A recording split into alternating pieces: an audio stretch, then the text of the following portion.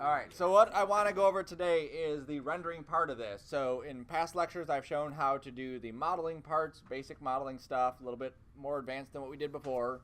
Some basic texturing things. I want to make sure that whatever items you have in your scene, at least one of them has gone through the process of laying out some UVs for it, bringing that into Photoshop, making a label, and then bringing it back. Okay, so you will have that connection to Photoshop. And then the last part of it is going to be the staging part and then the lighting and rendering it out. So always look at different ways that people are showing off products to help you understand what things are going to or should look like, right? So in this specific product shot here, you can see this is a glass bottle. There's a label that's right there on it. Very unusual staging for this. A lot of contrast, right? And then the glass here with the bright light coming through leaves this like little caustic-y kind of pattern on there too, which is really neat. Now you go to something like this. Again, it's a single product. We're having 3, so obviously we have to fit all of our items in there. But they're using these extra items in here to help draw more interest into it. So they're using depth of field to help pull their focus back to the product by having these other things there.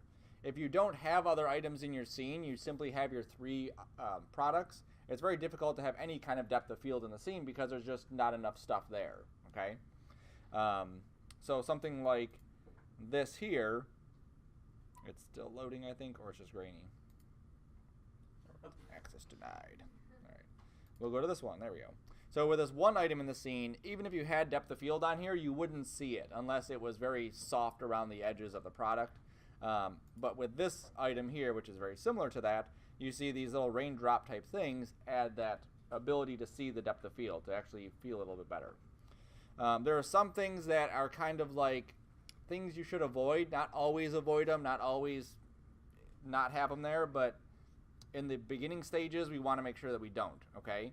So one thing that I despise is seeing edges of your ground planes. So something like this, that looks totally CG.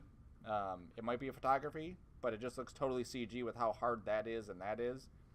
I don't really care for that. Same thing here with this edge right there that comes in and then goes that way. I don't care for that. Sometimes one of these kinds of edges is appropriate when it's nice and soft.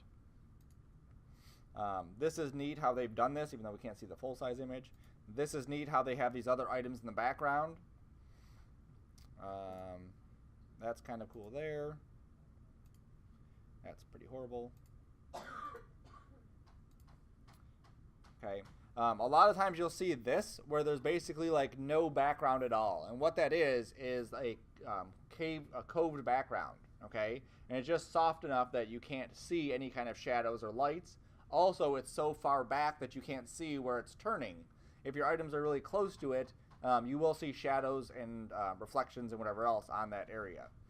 There's also a tiny bit of reflection down here, which makes this, again, appear nicely lit.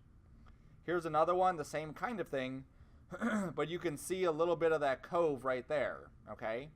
Now, just to show you what that looks like, I didn't want to cover. That makes sense. Right. Ed Sheeran, you got us again. All right, so something like this is what you would typically see for a coved kind of setup, where in this case they actually have this entire like inner dome rounded box thing that they're shooting their product in. Now that serves 2 purposes. One of them is you don't get that nice or that sharp edge, you get a nice rounding in there. And then the other purpose is your reflection. So you're reflecting all this white material in the background with your light, and that helps kind of light up the entire scene, okay? So the reason that we have to understand that is because when we go to light our product, it's not going to look nearly as good unless we start understanding these things and applying them inside of our program, okay? So always look at these kinds of things just so you can get an idea of stuff. You may find something like just adding a little platter to yours is like, hey, that really helps kind of bunch everything together or make more sense. This is obviously CG. It's pretty cool. Here's another one. They've taken the same product and duplicated it so many times so that they have that depth of field in there. This is no fill light and then adding a fill light. Here's the typical lighting for a situation like this. Here's that rounded background, and here's your main light, here's your bounce light, and then here's your your fill light and then your bounce light. Here's products just straight up. Okay, so look at these images as you're going to do yours. It'll definitely help. Okay, especially when you get into, I need to actually compose something. What is this supposed to look like? You need to have some sort of reference. All right, so let's go to cinema. Now, I like to, whenever you do lighting, it's always best to make it as quick as possible so that you can get the most appropriate lighting as possible for your scene. So even if I had an entire scene of stuff, I don't always jump right in and start rendering out what that scene is supposed to look like. I put in stand-in objects, basically just some objects that give a representation of form, but that's it. Okay, so I'm gonna delete that one. I'm gonna create a cylinder, and that will be like one of my tubes, and then I'll create a cube and I'll fillet it just so I have some shape to this. Okay, so these are basically like my objects. And what this does is it serves a couple purposes. One of them is that it allows us to get really quick feedback as to what our lighting is doing, really quick feedback as to what the composition should look like, without having to render out all that stuff at the same time. So maybe I have this item like this, maybe I have that item like there, and I'll just duplicate this and shrink it down. Okay, so there's my three objects that I have. This one should obviously be on the ground. Okay. Now for my cove, I'm going to create a cube. And this will be important because this assignment we're doing here is probably the closest thing we're going to have when we get to our final exam Okay, so the processes we go through of modeling, texturing, adding specific textures in specific spots will be very important. I'm going to delete the face here, delete this face there. Okay, so there's that box. And now what I can do is if I alt-click on this, you'll see how it creates that rounding there. Okay, now if I don't want it to be that rounded, then I'll just add some subdivisions. So I'll go to my knife tool, I'll change it to loop. And if I add a division there, and then I alt-click on my subdivision, now it's held that bottom piece, and now we have this nice rounding. Okay? Then I can just simply make this huge. And then set it back. Okay, so all that is just my background. That's what I want my item to be sitting on. Now because of how it rounds it, I need to make sure that my items are evenly laid out. It's very easy to have something that's rounded on the bottom too much, and your items are like intersecting it. Okay, so your cylinder is here, and then the ground plane kind of cuts it at a weird angle. So then you just have to add more divisions to make sure it stays flat. I don't think that's the case here. I think everything looks good. Let me grab this and scoot it up. No, that's fine. All right. So I'm laying it out so that the bottom of it just barely goes through the bottom, and then I pull it back up. Same thing here. Just like that. Okay. Now if I need to pull this out, like I like how far back this is, I can go to that cube, I can grab the edge, and I can just pull that out. So that way I have plenty of room. Okay? So that when I come in here and I'm looking at my rendering, what I don't want to see is this here. I don't want to see the top of that. I don't want to see the front of that board. I don't want to see any hard edges around the side. Okay? So that's why we're doing it like this. And I can, oops, switch to edges, grab the cube, grab this edge, push it up. Good. Okay, there's that. All right, so I'm going to create a camera. And when I start to set my stuff up, I always want to be thinking about what is the final resolution. What is my settings for this? Now on your cheat sheet, you had a video image resolution, then we had a still image resolution. The still image resolution was 2400 pixels by 3000 pixels. Now what this would give us if we had 300 dots per inch is it would give us an 8 by 10. okay? Does anyone want to do the math at what a 960 image would give you at 300 pixels an inch? About. We don't need specifics. 3. It'd just be 3 inches. So if we rendered out a 960 by 540 and we wanted to print it, optimal size is 3 inches. That's not very big. So if any of you have portfolio stuff that you want to actually print, well, you need bigger images. So in 3D, it's not a big deal. We just type in the numbers there, and we're able to produce bigger images, okay? Think of like a billboard, how big those pieces are. That's like thousands of pixels that they have to render out, okay? Now, if I were to try to render this at 2400 by 3000, I hit that render button, watch how long it's going to take. I'm going to click my camera button here. I'm going to hit Shift-R. All right, so this took 2 seconds with no lighting, no shadows, no textures, nothing, okay? Once I start adding in lights and start adding in other stuff, this time is going to start drastically going up. So whenever I do these settings, my end size is 2400 by 3000, but just like that animation we just looked at on the planes, it's all about proportions. So as long as I know the proportions of where I'm setting up, I can set it up to whatever, and then at the very end, I crank it up as high as I need to go. Does that kind of make sense? Okay. So I'm going to say lock my ratio. I'm going to set this to 480 pixels. Okay, so now it's 480 by 600. Still the same proportions. Okay, when I go to render at the end, I'm going to make sure I resize it to 2400 by 3000. Okay, now I hit Shift-R. It takes 0 seconds. See how quick that was? Like no time at all. All right. So I want to take this camera here, and I want to set it up to about what I want my view to look like. I may have to deselect my camera so I can zoom in. Okay. If I don't like the composition, if I don't like how it's distorting it, I can click on the camera and change my focal length down here. There's presets I could use. So in this case, if just to show you, if I went to like 12, this is going to do what I think we went over this in the text one. It's going to really give us a big depth of field, or big depth, so that as I get closer to it, you can see that my round object is no longer round, it's like distorted, right? So I always want to find something that works for this scene. So maybe putting this at 60 may be a good enough number to make sure the items feel like they're kind of bunched together. And I may kind of reposition some of these. Again, this is just kind of placeholder stuff, so our final composition can be modified. We're getting a starting point, okay? And the whole purpose of that is my lighting will depend on where my items are, okay?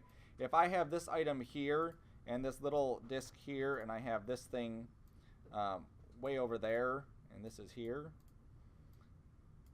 Oops, push that forward a little bit more. And rotate it. There we go. Okay. If I have it like this, I may not be able to have as strong of a light on that side because now this is being blocked by that, okay? So I may need to move my lights around to adjust for that kind of thing. So I want to make sure that my composition is not locked in, but it's pretty close to where I want it. Okay, so I'm going to go with something like this.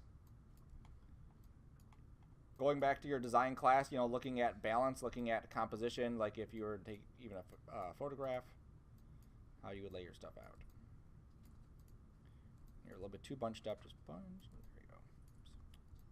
And make sure you don't raise it off the ground like I think I just did. Cool.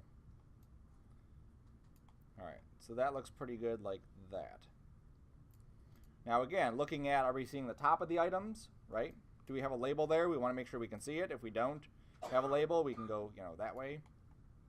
We obviously wouldn't want to be here. That seems like a weird angle to put this thing. All right, so I like that angle right there. Now, I'm also kind of keeping in mind that, let's say I want to eventually put this in a magazine. I may have a title of what the product is on top and then the disclaimer information on the bottom.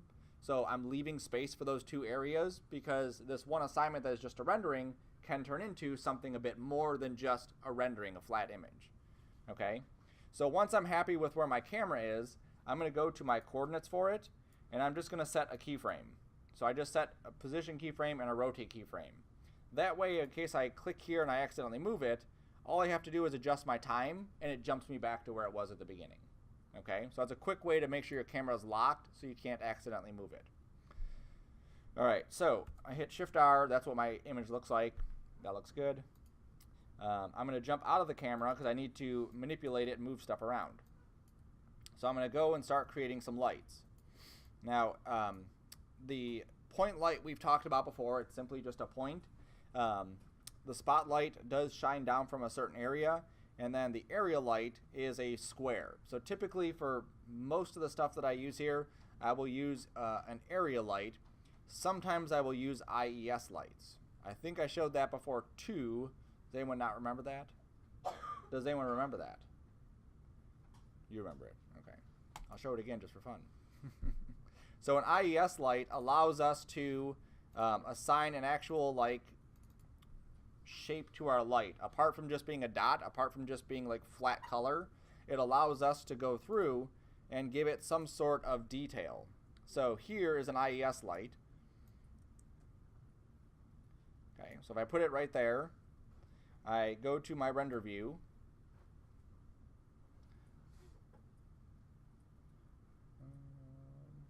Let me switch back to my camera. There we go. So there is my IES light shining on there. Now if I go to my IES light, where are you at? Noise lens. There it is. This is what the IES is looking like. So a regular point light is basically a dot, and the light just evenly distributes. Okay? In the real world, that doesn't actually happen. In the real world, you have a light bulb, you have filament, and that filament interacts with the bulb, and the bulb projects light. And that's why if you look at some walls, you'll see there's a certain pattern that happens on the wall based on the light's shadows given off by the light bulb. So that's what these are, is ways that you can change what it looks like. So if I go to jellyfish, this will look a bit different. I hit Shift R again, and that's what that looks like. Okay? So the reason I would use these is because I'm trying to emulate more natural lighting in the scene versus a point light. So if I take the intensity up a bit more, there we go. Okay? So you can see where it was, not here and here. Let me delete those. These two. You can see where the light's hitting different here versus there. Okay, that looks nice like that. Okay, let me jump back out of here. I'm going to uncheck that for a second. Now the other light that I would use is an area light. And if anything, just to kind of review it, the area light is a square shape. The light's going to emit from this one thing. If you look at the images here, if you look at the shape of this, that's essentially an area light. That's just a square area that the light is coming out of. Okay. There is obviously some variations to it. It's not perfectly flat. There is some darkening around the edges where the light's not hitting or it's bouncing off this black piece. But for the most part, that's going to get us pretty close to what we want. Okay. Now look at, not that one, this one here. Okay. So in this specific photograph, the way that they're doing it is they have these white panels on the side, and they're blasting the light into the box, and what that does is it creates this big white area inside the box that lights up their object perfectly, and they take a picture of it. If we go back and we look at the other image, where was that other one? This one. This one also has one from the top, one from this side, and there's one from that side too. And then if we look at this one has a cove. It has these three lights. The whole thing is, look at different lighting setups because you don't know how you want to light your stuff. If you remember from your photo class, it's not necessarily one lighting setup is going to work across the board for every object.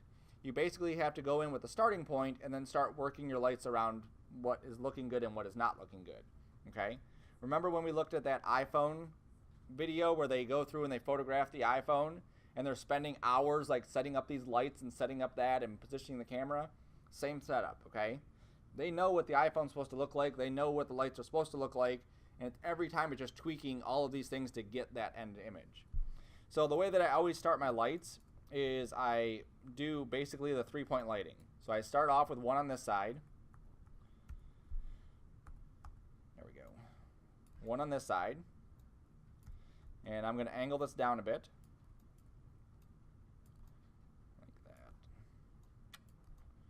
Okay, and then I want to see what it looks like. There's no point in adding 3 lights and not looking at each one because you have to see what they're going to look like.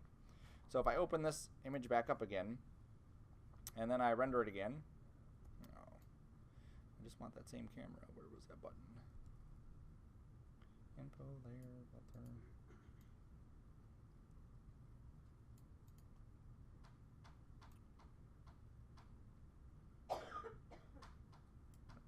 Click on my camera and go to it. I clicked on you. There you go. All right, so there's that specific light. And I can see what I'm looking at here is I'm looking at the highlight. Where's the highlight hitting? What is getting lit up and what is not getting lit up, okay? Also, there's no shadows. Typically, your main light, which is the first one I'm setting up here, is going to be your strongest light. So I want to make sure that that's the one that has the strongest shadows, and that's the one that's going to have the strongest highlights. So I'm going to go to that light, I'm going to go to my shadows and turn it on. At this point, we are no longer using the shadow map soft. These will create okay shadows, but look at how horrible that background looks, okay? That looks pretty disgusting. And it may, you know, when you're looking at your stuff, a lot of times we focus on just our product, and we may not even see the background until someone points it out, then it's like, holy cow, right? Even in the advanced classes, people will go through all the effort of modeling and texturing and rendering their stuff out, and then I'm like, well, what about this one object here that's like super blocky? They don't pay attention to it because they're focused over here, not on the entire picture. You have to look at the entire picture and see. So we could do ray trace hard. This is not going to look good either, super hard. The best one to do in this case is do an area light. An area light actually figures out the shape of the light, and so instead of the light coming from one beam and creating one shadow, there's a bunch of light and there's a bunch of shadows, and they all get blurred together. The closer to the object, the sharper the shadows. The further away, the softer the shadows. That's what we want. There we go. So now you can see here really sharp shadows, and then they kind of soften out as they go further away. Now this still may be too bright. That's fine. I can go here to the density and pull this down. And this is one of the great things about 3D is that in the real world you can't do that. Without actually just adding another light, we can't just take shadows away. And here we can. Sweet. I may take my color of the light and just tint it slightly. There we go. That looks good. And I may take the intensity up a little bit, like maybe 135. There we go. A little bit more punch to it. Cool. All right, so that's good. So now let me go to my other light. So this is my main light. So I'm just going to duplicate it onto this side, and I'm going to rotate it.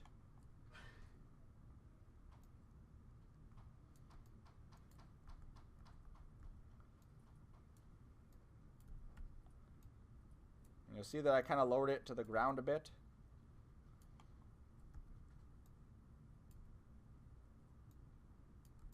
And what this one is, this is my fill light. I'm trying to just fill stuff in here. Okay, I have to make sure I don't get too close to that ground because it will like light up the ground in an unnatural way. There we go. All right, so now there it is before, here it is after. Now they should, like I said, the key light should be our main light. That one should have the most strength. My bounce light or fill light should have the second most or whatever. Definitely not as much as the other one. So first I'm going to rename these. So I'm going to call this fill light. Key light. This one is just done. I'm not going to use that one. Now on my fill light, I'm going to take the intensity down to, let's say, 50. Okay, so there it is before. Oops, let me delete it before that. There we go. There it is before, and there it is after. So you can see how it does exactly that. It just kind of fills in some of those spots. And you'll also see that it doesn't leave a shadow. It is casting a shadow, but the light is so dim and the shadow intensity is so low that it's not even showing it. I could possibly get away with not even having the shadow there.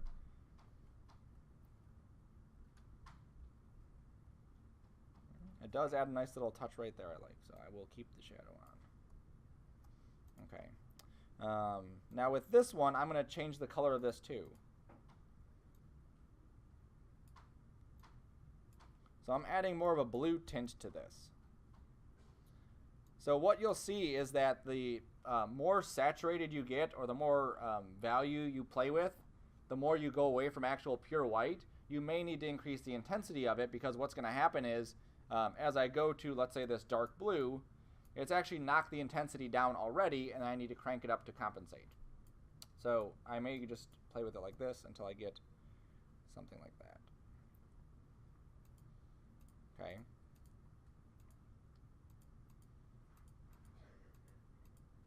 That's looking good. Let me go back to my key light. I'm going to take the intensity up just a bit more, like 160.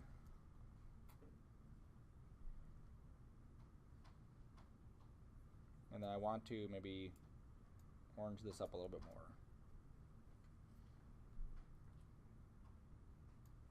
A little bit too much. There we go. So what I'm trying to do is just find a nice balance between the warm from the orange and the cool from the blue. Again, once I put my textures on here, that will change. This is just placeholder stuff. This is just kind of getting it roughed in to where I want them. So that looks nice like that. Now I may need another light coming from the top just to kind of help silhouette some stuff.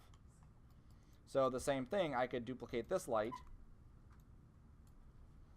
rotate it,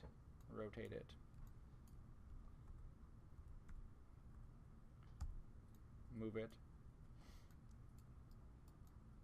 And now here it may be actually difficult to see what the light is doing. So I'm going to go to my camera, and I'm going to turn off my fill and my key light, because I want to see specifically what this light is doing. And what I want to get out of here is just the edges kind of being lit up, so that there's basically just a bit of highlight running around the edges. Okay, just a bit of rim light. So I'm going to scoot this over to that side. Close that. I'm going to rotate.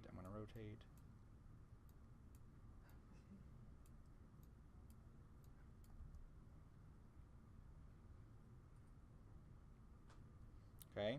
Notice this big dark area right here. The area lights are basically like a piece of paper. The light shines directly out of here, and then a little bit comes out the back, but then nothing like right in the center. It's weird how they work, but that's how they work. Okay. So I have to be aware of that, so that I push this back maybe further and out of the way, so that I don't see that light happening. There we go.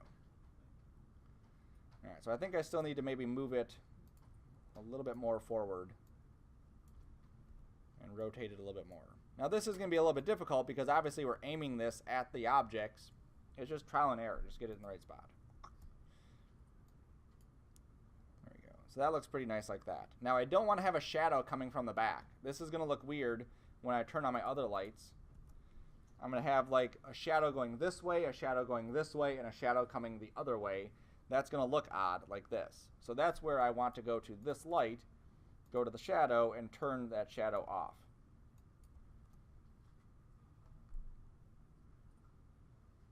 Okay, I don't like that line, so I may even add another light to compensate for that. Or I may go to my fill light and just take the intensity up to, let's say, 60.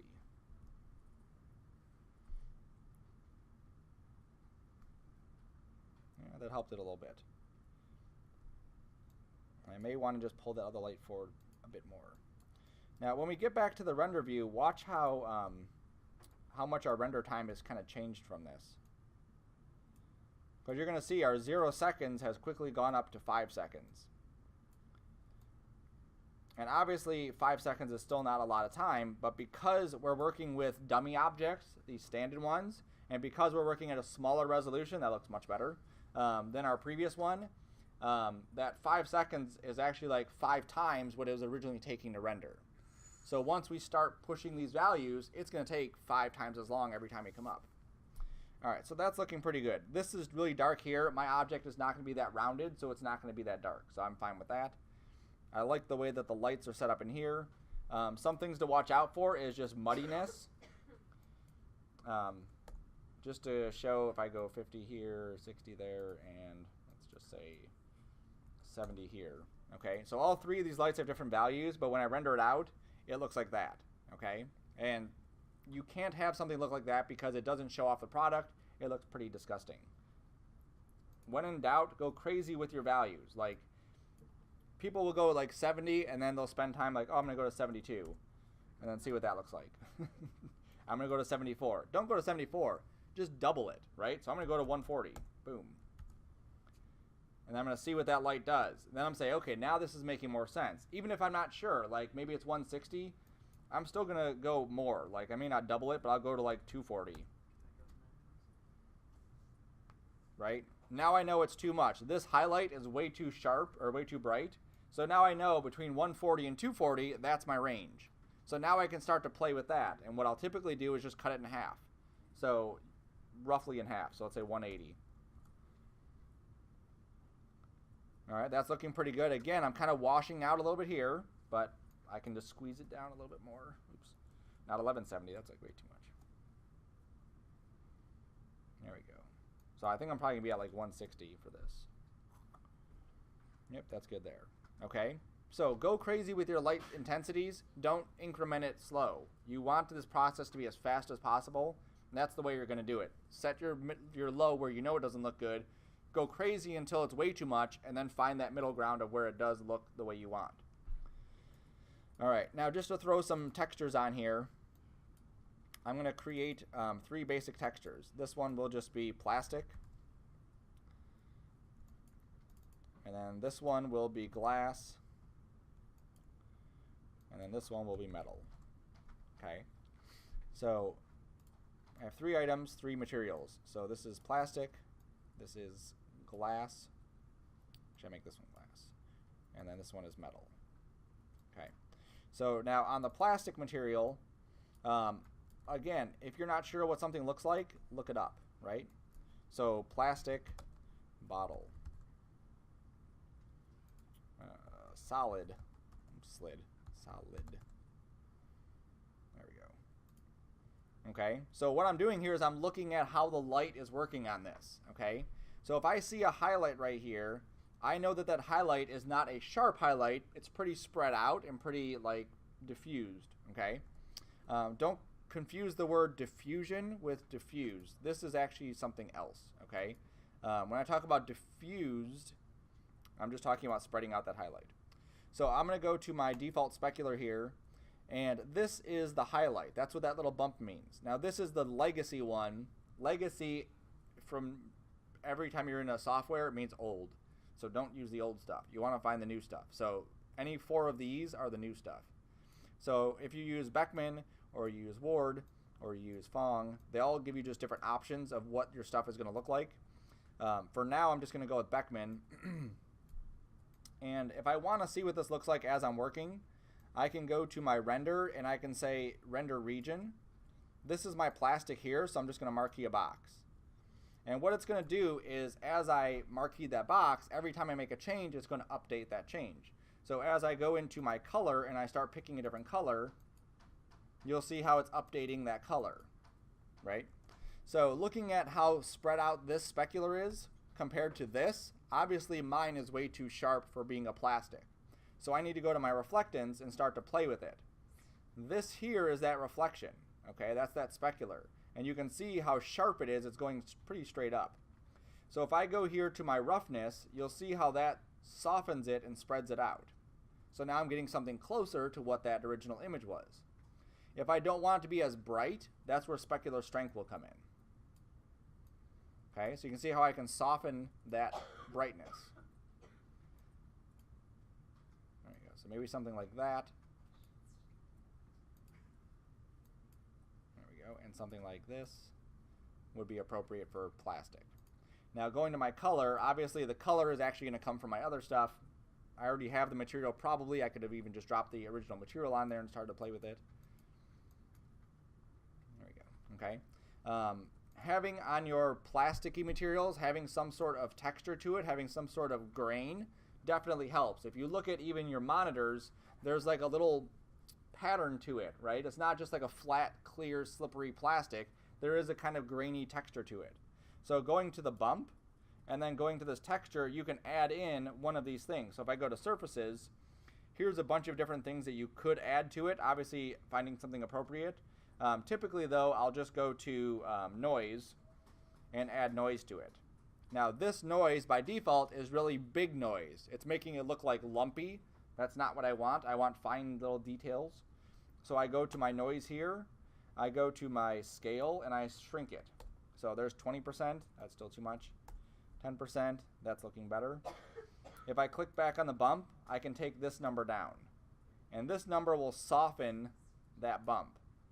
So now it still has some sort of detail there where it feels like it does have some sort of texture or some sort of grit to it, but it's definitely not as pronounced as it was before, or definitely as wavy. Maybe even 1 would be good. If you go negative, it bumps it the other way. In this case, it's not going to be a huge deal because it's noise. But just so you can see, here's what it looks like with crazy bump. Here's what it looks like the other way. Pretty much the same thing. Okay, so I'm going to leave this as 1. Boom. Under the noise, you can also pick what kind of noise this is. The default, actually just regular noise, works out perfectly for what I want to do. I just want to create some sort of tooth to it so it feels like it has texture. All right, so now let me go to the glass. And we talked about the glass before, going under our transparency and changing this to one of these items, right? And that's our starting point. So if I set that to glass, I have to change my render region.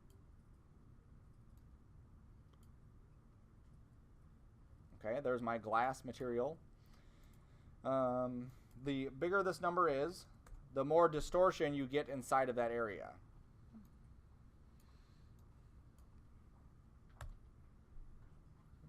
Because I hit enter, that's why it went away. Right? So if I go to 1.2, don't be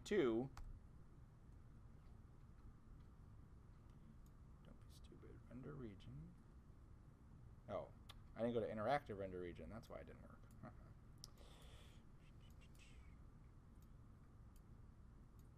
There we go. So if I go to 1.2 here, not very much. If I go to 1, it's basically going to be see-through perfectly. Okay? So if I wanted something just to be perfectly see-through, it's 1. If I go 1.5, 1.2, whatever it is, above 1, it's going to start bending the light one way. And you can see that happening. Again, go crazy with the numbers. I'm kind of just clicking here. Right? So it's going to distort it one way. If I go below 1, it distorts it the other way. Okay? So that looks obviously odd because it doesn't really make sense for that kind of shape. Okay. So there's my glass. Now, if you need to color it, you can still color this, and it'll color the glass so that it is that kind of tinted glass. I may not want an actual color on this. I may just want the transparency of it. There we go. And now I have this colored glass. If you had a beer bottle, it would be kind of like that brownie color, right? I don't drink beer, so I don't know what color things are.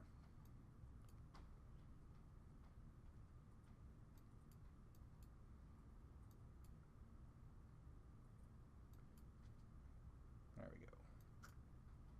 Cool. And if you had a liquid, you may have 2 materials. One is the glass itself that may be completely transparent. The other one is the liquid that might be red or blue or whatever color it is. Okay? Cool. All of these are going to have very similar properties to them. You'll see like blurriness here.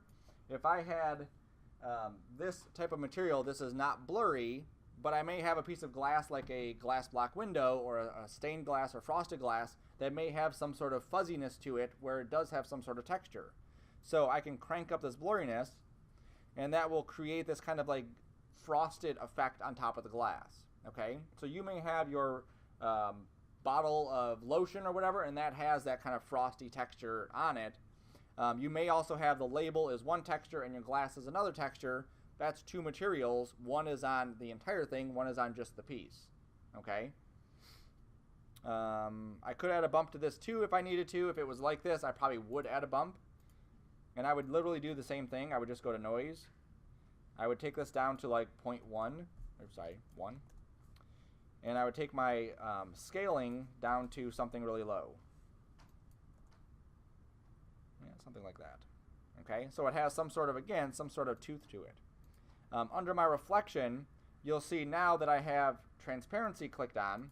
I also have a transparency and I have a default specular.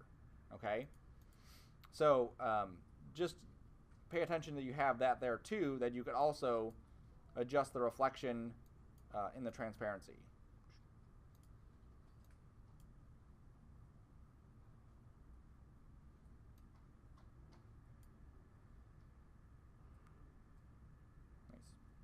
Now, the one thing we're not getting out of this is we're not getting that line, right? So in that blue glass one, the light shined through, it hit the blue glass, and then we had this like caustic, it's called a caustic effect, of the light hitting the glass and spreading it out. We will not get that unless we start changing our settings and starting to up some of our stuff. So I'm going to make this a bluish glass so we have something similar to that. There we go.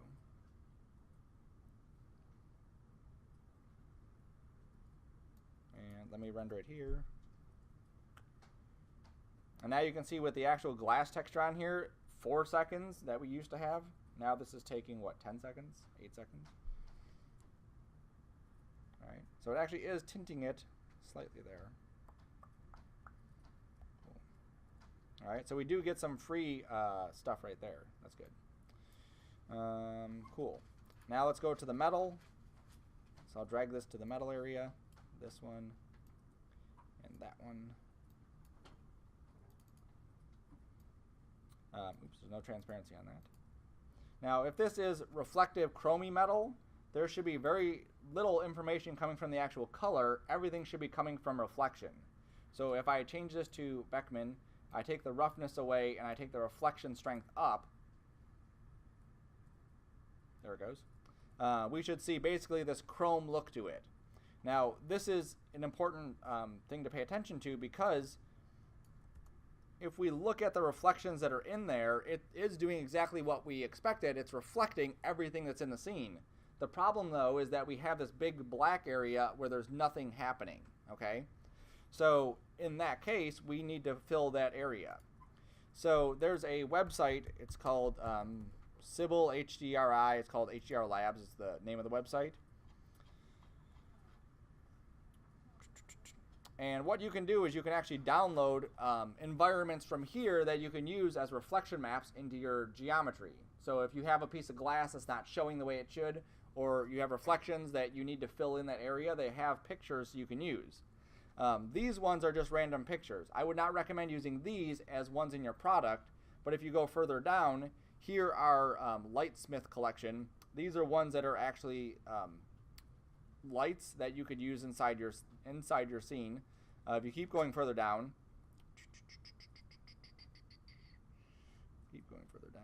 where's the one at? What website is this? HDR Labs. Where's the one? Oh, they had it and they removed it. They used to have studio ones on here. All right, that's fine. Studio HDR. All right. So you can always find them on Google too. This is what we're looking for, is something like this. Okay? And what that does is it emulates an environment that we can reflect back into our stuff. The problem with the ones that are on that they currently have, they used to have other ones on there that look like this, they don't anymore apparently, is that these ones are pretty much generic stuff, right? The other ones that were full-blown colored pictures, one of them was like Alex's apartment is what it was called. I don't want an apartment building reflecting into my product. I want this kind of stuff in there, okay? So you typically want to find, obviously, free stuff that we can use. So we always go to usage rights, reuse with modifications. There we go. Or we can go here and you can find them here too, okay? So this one, I'm going to take his stuff. Where's the download button? Right here. Sweet. What are the extensions on this file? .hdr. Oh. Okay? And now what these do is they are 360 images. So I'm sure you've seen on Google how you can swipe across some of the images and you can see the entire room. That's what these are. They've gone into the room and they've taken pictures all the way around these rooms, and that captures the entire image of that room. Okay? And so what we're going to do is place it into an environment inside Cinema, and then that will allow us to reflect back into it. So I'm just going to put these into my folder here. Product, textures, and make a new folder called HDR, and then paste them. Sweet. All right, now you want these to be pretty big. If they're not big, then they're probably not going to be good enough resolution for you to use. Sometimes they are good enough, especially for what we're trying to do with it. All right, so that one looks pretty good. If we look at the resolution on this, 2,000 pixels by 1,000 pixels, that's a pretty decent size. If it was a couple hundred pixels by a couple hundred, I'd probably go and find some more other ones. Let me open these up so we can see.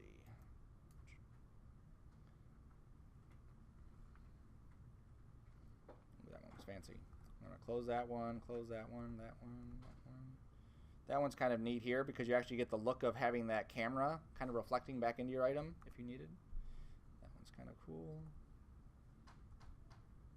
I think I'm going to go with 10 or 12. Or 15. 10, 12, or 15, or 2. 10, 12, 15, or 2. So I have to try to remember those numbers. 10, 12, 15, 2. Okay. So I need to create, inside here, I need to create a environment. I thought there was a spot here under render tags.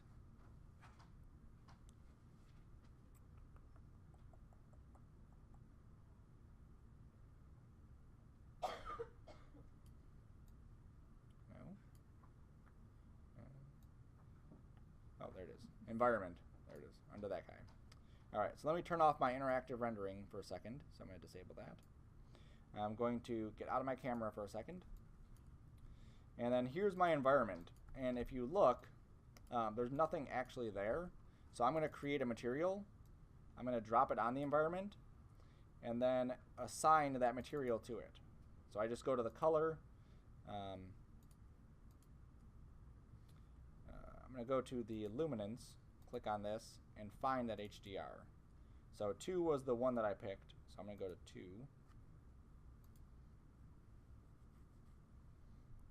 Check the box on. There we go.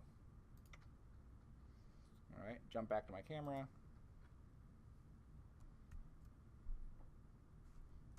Not showing up yet. Let me get it show up.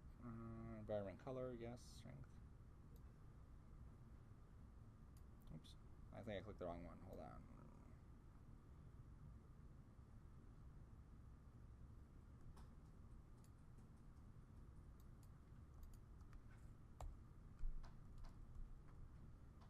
All right, I'm going to do this different. I'm just going to make a sphere.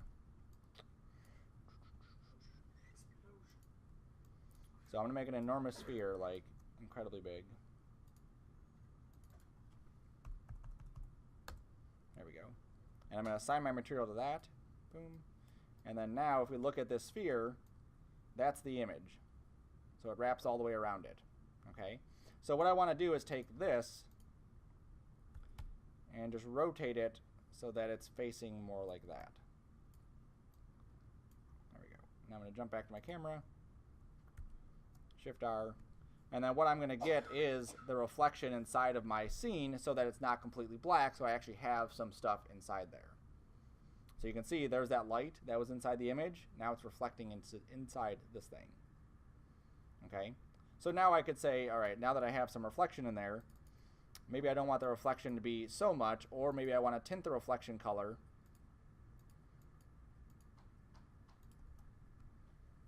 Right? So now it's kind of a green tint to it, or maybe not so green. I may also want to take my roughness up a little bit. So now that'll kind of soften that reflection some.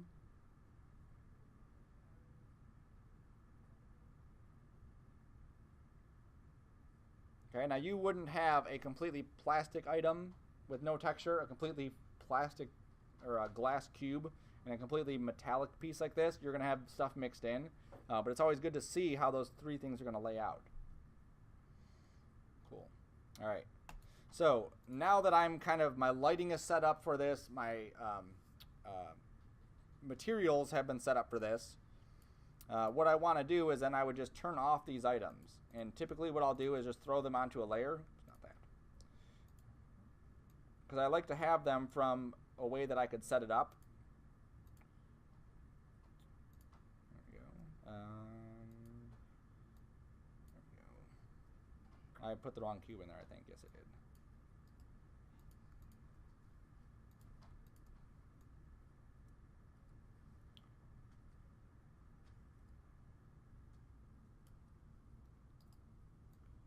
Remove from layer. Boom.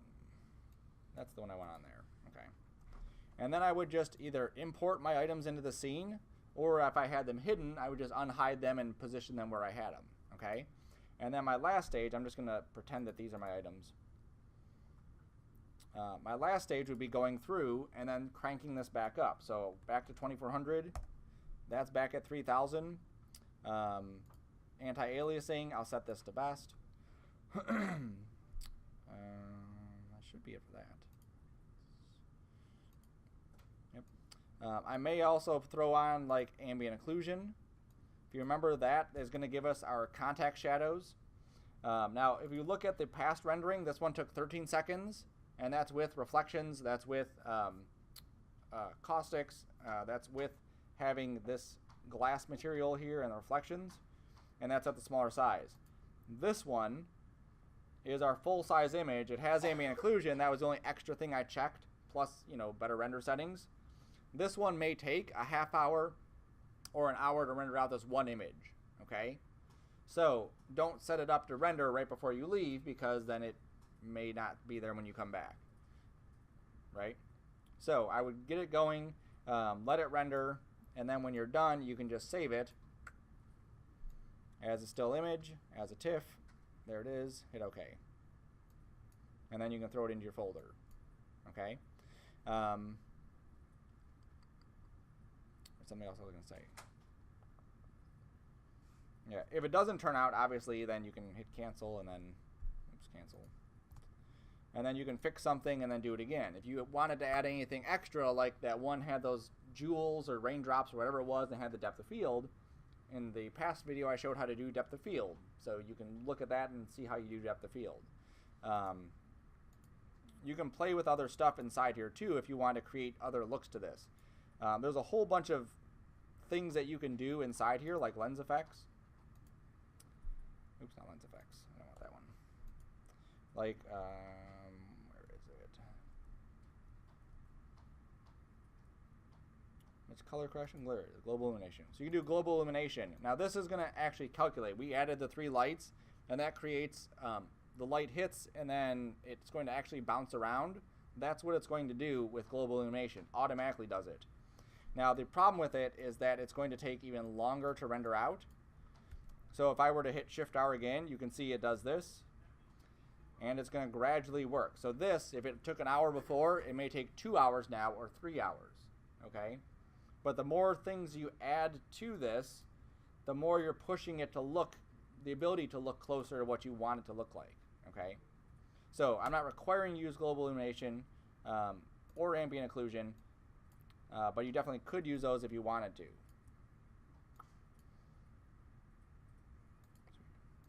Alright, so I'm just going to hit escape because that's going to take too long. Alright, so now that you have how to model stuff, how to texture it, how to render it out, that's going to wrap up this assignment. It should be